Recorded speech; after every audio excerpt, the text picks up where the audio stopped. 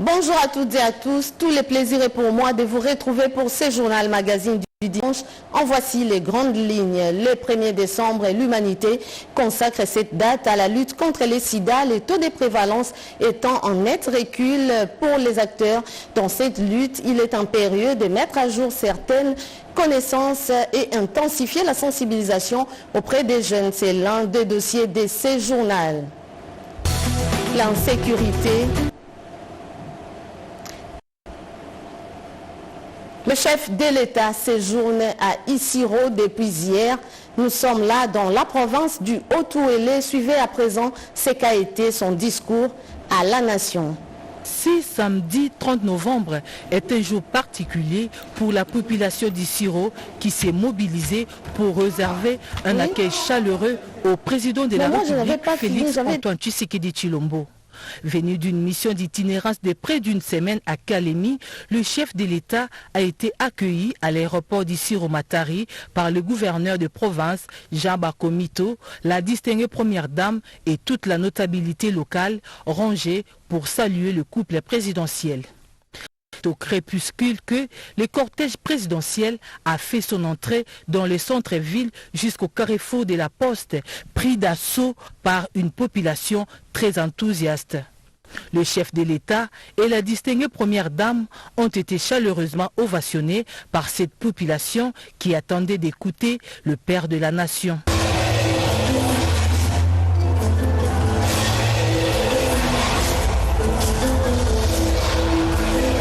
Dans son adresse d'une demi-heure, le président de la République a circonscrit l'objet de sa visite et abordé tous les sujets. Naye kotala misala oyo ebandi o nalaka kibino pona ko développer mboka na biso ya Isiro pe province na biso ya Haut-Ouélé.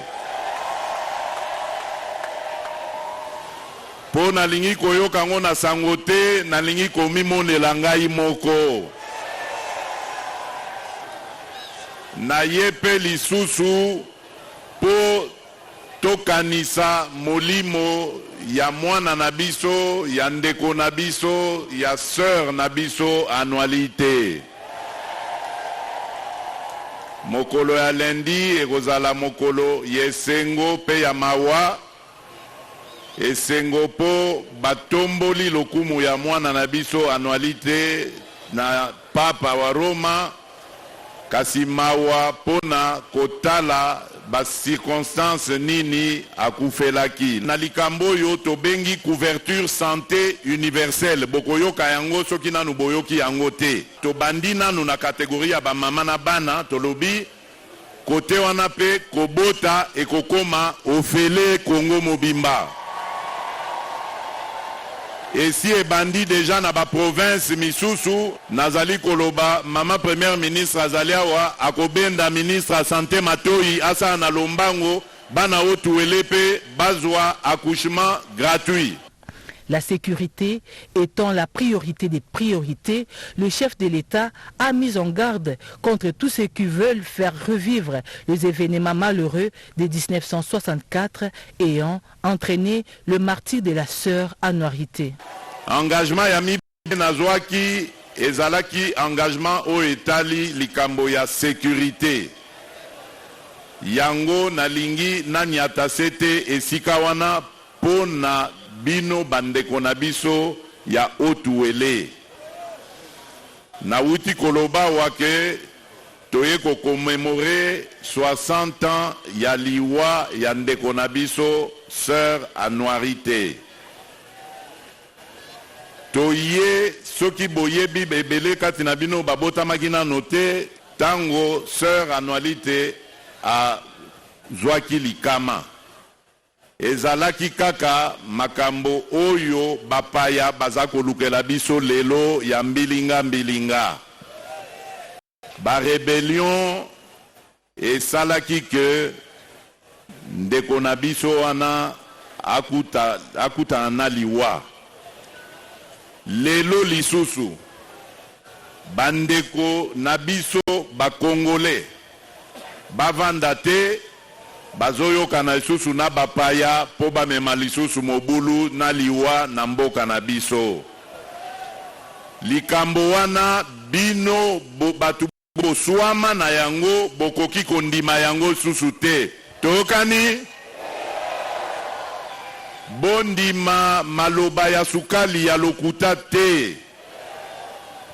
Kongo na biso ekobonga na nzela ya mobulu te.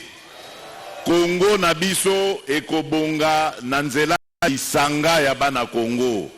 Au sujet de la Constitution, le chef de l'État est resté formel à sa position. Au cours de sa mission d'itinérance dans les Hauts-Tuélé, le président de la République et la distinguée première dame vont participer lundi à la grande messe de fin de pèlerinage en mémoire de la bienheureuse Anouarité. Il va aussi échanger avec les forces vives locales.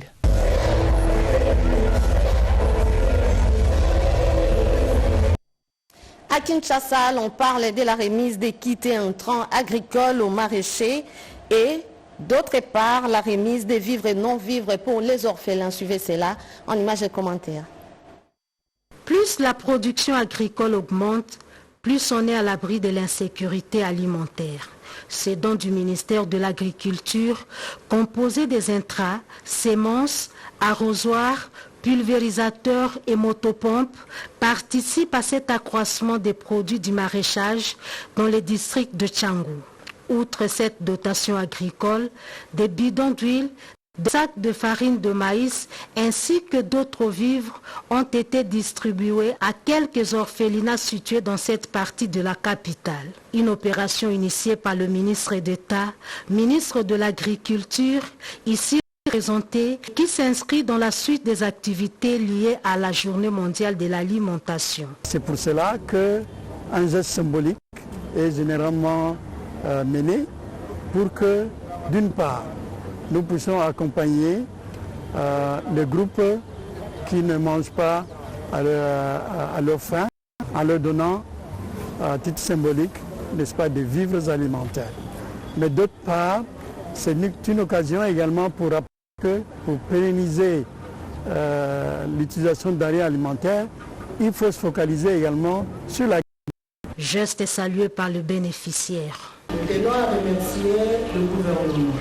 Précisément, le chef de l'État, ces autorités ne manquent jamais de nous accompagner dans l'agriculture. La distribution de ces intrants agricoles vivres a été possible grâce à l'appui des partenaires du ministère de l'Agriculture et Sécurité alimentaire qui fait sien le concept du président de la République, la revanche du sol sur le sous-sol.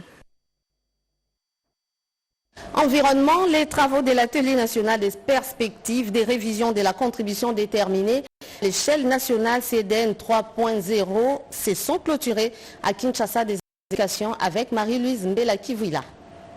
Il était question de discuter sur les notes de politique élaborées par des chercheurs, acteurs politiques et de la société civile et portant sur des secteurs d'activité en lien avec la lutte contre le changement climatique. À l'issue de cet atelier national, Sarrois s'emploie à produire un rapport technique à soumettre au gouvernement pour contribuer au processus de la révision de la contribution des à l'échelle nationale de la RDC CDN 3.0. CDN 3.0 dont la date de soumission à l'ONU est le 10 février 2025. Les participants ont formulé des recommandations au gouvernement, des recommandations touchant plusieurs secteurs, notamment de l'eau et de l'agriculture, où il faut identifier et valoriser les connaissances endogènes ancestrales en matière de culture et encourager l'agriculture familiale par rapport au parc agricole. Le directeur exécutif des Sarrois, Dr Claude Kabemba, fait l'économie de ses assises. Nous avons fait notre travail citoyen. Nous allons déposer ce travail technique au gouvernement. Nous allons aussi mettre en place au sein de Sarrois une petite équipe de suivi du projet de l'application d'un CDN 3.0 de la République démocratique du Congo. Nous comptons continuer avec les dialogues pour amener ce dialogue au niveau de communauté, pour avoir un dialogue sur l'agriculture, sur les minerais stratégiques ou sur l'eau, pour organiser un autre dialogue au COP 30 au Brésil. Je pense que ce serait important que la voix des pays solutions soit entendue et suivie. Derrière le travail que nous avons abattu, j'ai senti la rigueur, la passion et l'amour de connaissance. Pour l'année 2025, la contribution déterminée à l'échelle nationale CDN 3.0 révisée doit être un moyen de transformation sociale, économique et réunion au changement climatique.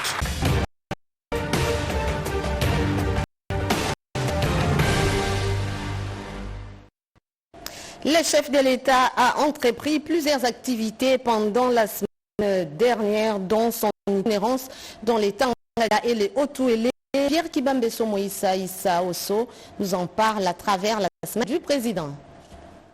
Les forces vives de Kalemi se sont mobilisées pour réserver un accueil très chaleureux au président de la République Félix Antoine Tshisekedi Tshilombo en visite au travail dans les chefs-lieux de la province de Tanganyika. La population a bravé la pluie pour écouter le message du chef de l'État poursuivant une tournée au Grand Katanga.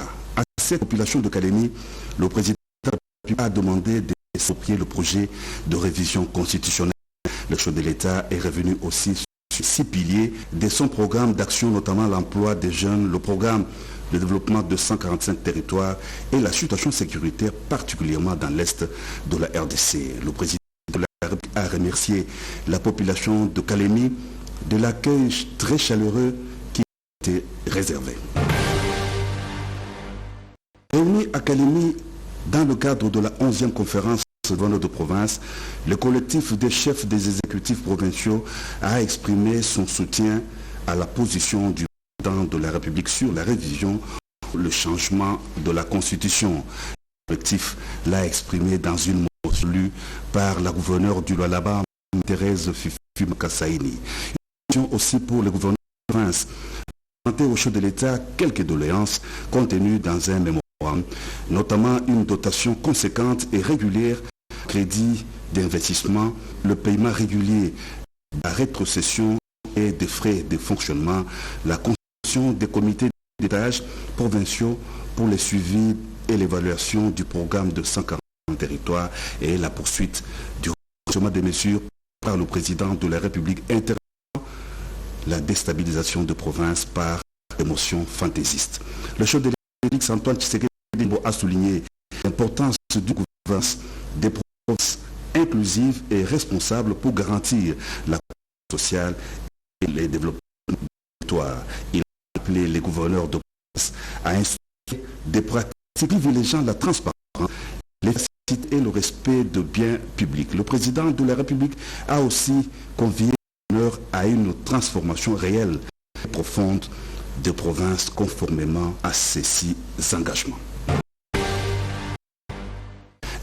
Activité du président de la Félix Antoine Tshisekedi Tshilombo à Kalemi, de la province de Tanganyika.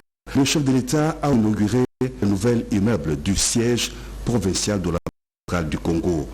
Le président de la République a visité sous les explications de la gouverneure Marie Malangu Kabedi le bâtiment administratif de la BCC qui a non seulement les services de la banque, mais aussi des appartements pour les hôtes de marque de la banque d'émission de la monnaie nationale.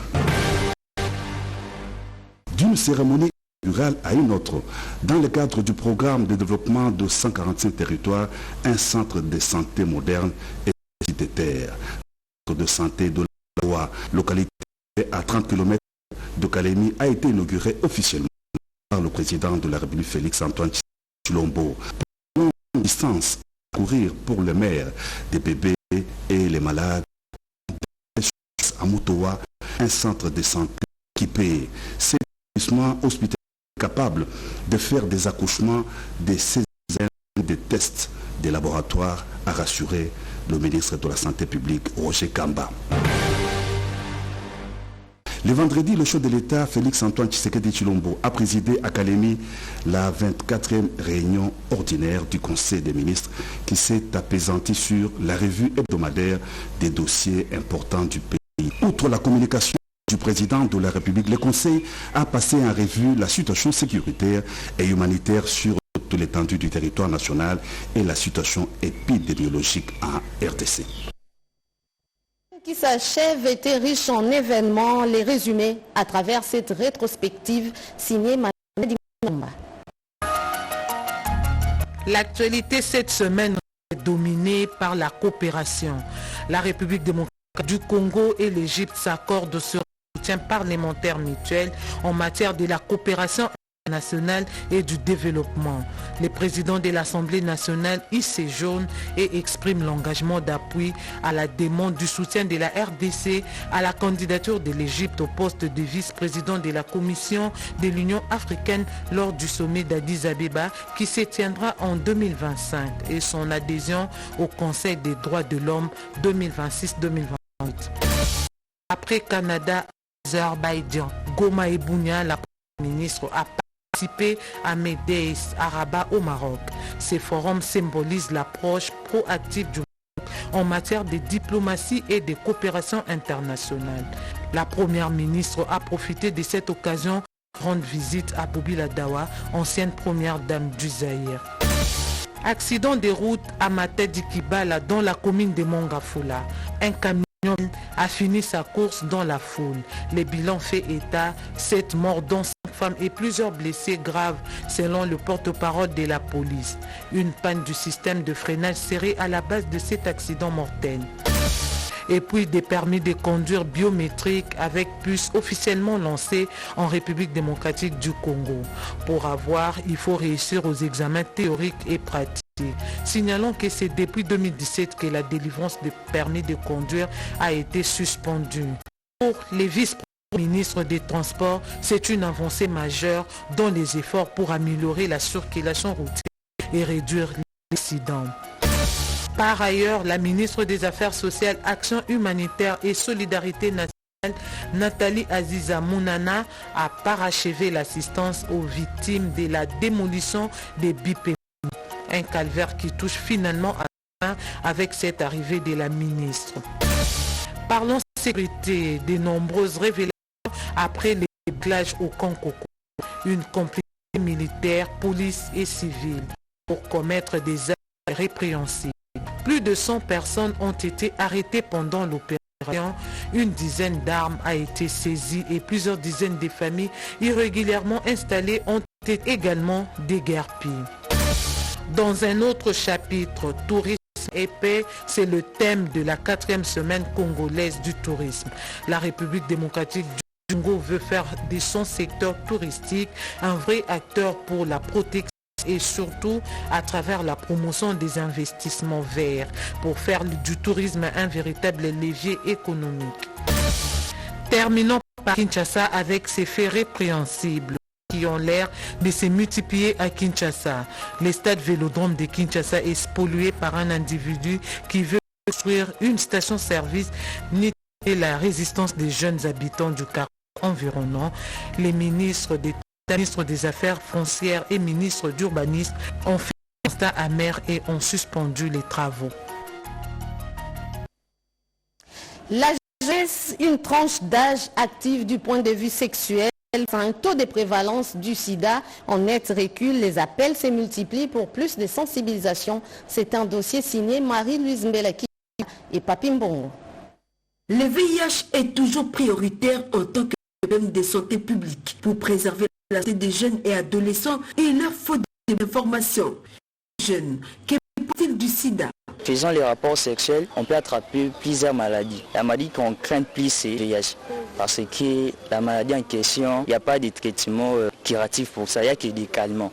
Avant de faire les rapports sexuels, il faut porter le préservatif. Avant de se marier, il faut les tests de dépistage. Dans la sensibilisation des jeunes, le travail des pères et des docteurs a porté des fruits. C'est l'une des stratégies du programme national de la santé des adolescents. C'est une pandémie qui touche beaucoup de gens et surtout d'ailleurs les adolescents jeunes. Alors c'est que nous arrivons par exemple au niveau des DPS, les divisions provinciales de la santé, nous mettons en place un pool de formateurs de provinciaux. Ces pools de formateurs provinciaux vont former à leur tour les prestataires de soins, de services dans les établissements de soins. Et ensuite, eux qui vont accompagner les pères éducateurs qui seront eux aussi formés sur la santé sexuelle des adolescents et jeunes. Et ce sont aussi ces adolescents et jeunes qui vont continuer le travail dans la communauté. La sensibilisation demeure une meilleure stratégie pour que les jeunes soient à l'abri du VIH. Un jeune qui n'a pas de bonnes informations, par exemple, si il est sexuellement actif et qui n'utilise pas le préservatif, il va tomber dans le piège du VIH-Sida. Donc aujourd'hui, si vous êtes sexuellement actif, utilisez correctement et systématiquement le préservatif. Les préservatifs masculins est disponible, les préservatifs féminins également. Il faut de temps en temps les porter, il faut de temps en temps s'en procurer. Quand vous avez des partenaires occasionnels, et ce n'est pas seulement l'affaire des hommes, c'est l'affaire des femmes, ce n'est pas seulement l'affaire des vieux, c'est aussi l'affaire des jeunes, mais même les enfants. Vous voyez, donc il faut toucher tout le monde. Pour mener à bien sa mission, le programme éprouve d'énormes difficultés. Il y a aussi un faible taux de couverture en services de santé aux adolescents et jeunes. On n'a pas vraiment de services qui accompagnent les adolescents et jeunes au niveau des entités, au niveau des divisions provinciales, au niveau des provinces.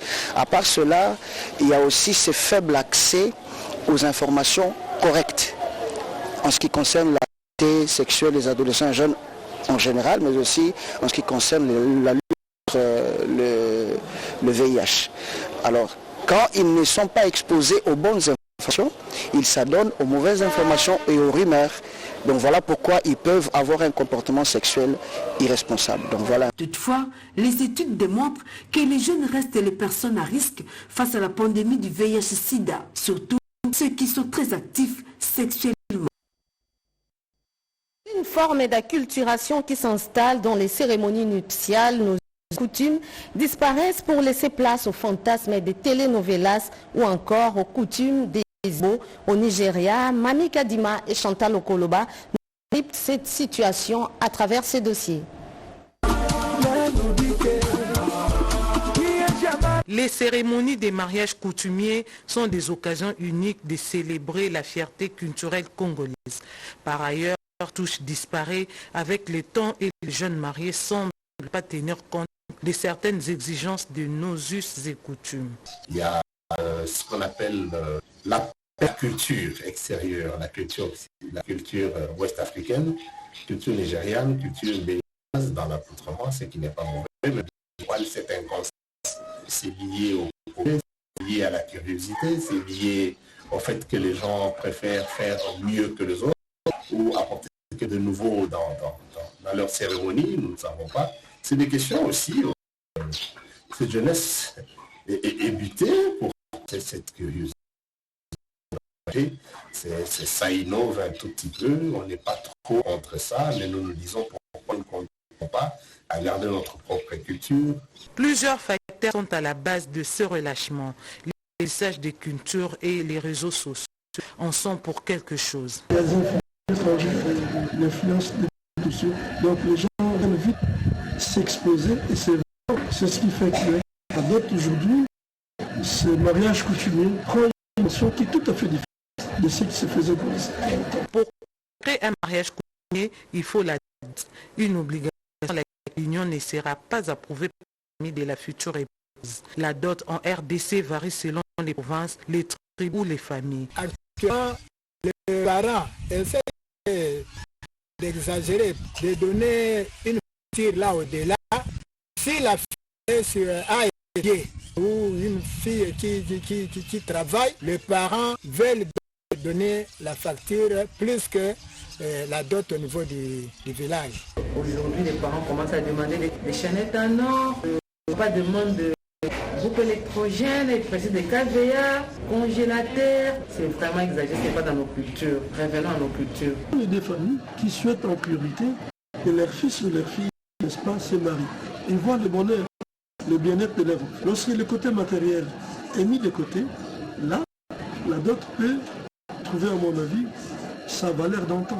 Mais lorsque la dot est perçue comme un de valeur qui viendrait améliorer l'être d'une famille, en ce moment-là, nous n'avons pas préservé notre culture, même si symboliquement il y a des gens qui viennent donner la dot.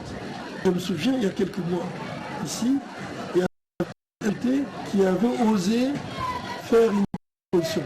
Mais je crois qu'il y a eu une tournée ici dans la rue. Personne n'entend parler de ça. Pourquoi les députés a-t-il? C'est parce qu'à un moment donné, il s'est rendu compte qu'il y a des gens qui exagéraient. Autre aspect de choses, la décoration qui s'invite obligatoirement dans cette cérémonie. La modernité oblige. Quoi qu'il en soit, à chaque région d'Afrique, les exigences pour le mariage coutumier ou traditionnel. Ces tenues sont co-vestimentaires si les goûts et les couleurs ne se discutent pas. notamment dans l'organisation d'un mariage coutumier, l'identité congolaise et notre patrimoine culturel préservé à tout prix.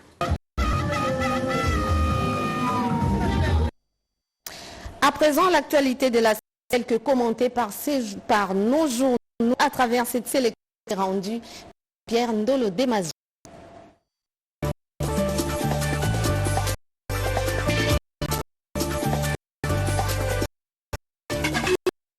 Bien, mesdames, messieurs, à cette rétrospective de la revue de Kigali, Kinshasa, pas dans le processus de l'Est de la RDC, livré news. Les deux capitales ont un qui fixe le monté du retroupe rwandaise. Autant, la RDC et le Rwanda accordent sur un harmonisé de l'air, mais il faut coïncider. On assiste ainsi à une désilade dans les liens entre les deux pays. Les pluies tuent à Calais au vous annoncent cette coïncider. Au moins 10 personnes mortes décombres des fortes pluies à Kumbiyambi dans le territoire allié. Dans ce temps, à Kinshasa note la prospérité des morts dans un accident de circulation à Tadikiba. Un camion en province de Congo central a mis sa course sur des paisibles.